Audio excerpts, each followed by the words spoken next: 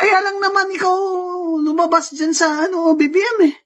Dahil sa US State Department report ngayon, galawin mo ang customs. Hindi ba mabablock ka na naman? Ito namang si Ante Claire. Para, ano ba yan, presidente mo, ano ba yan, ano ba yan, sino ba yan, tingin mo ba yan sa kanya, si Superman? Abihan ka. Sukdula na yung korupsyon dyan sa Pilipinas.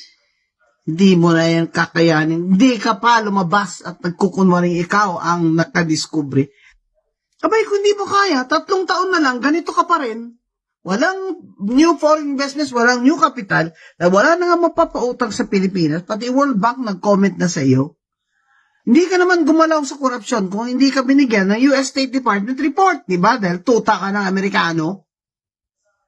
O, di ba sinabi ko sa'yo, ano yung customs? Ba't hindi mo yan ginagalaw, BBM? Takot ka?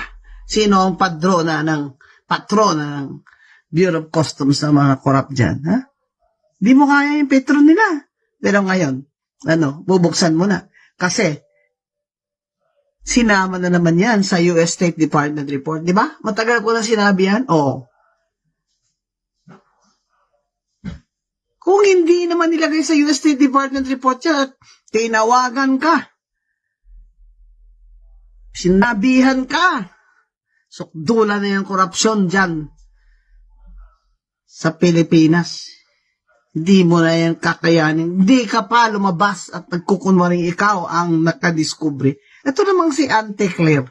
Para, ano ba yan, presidente mo, ano ba yan, ano ba yan, sino ba yan, tingin mo ba yan sa kanya, si Superman? Kaya lang naman ikaw lumabas dyan sa BBM eh.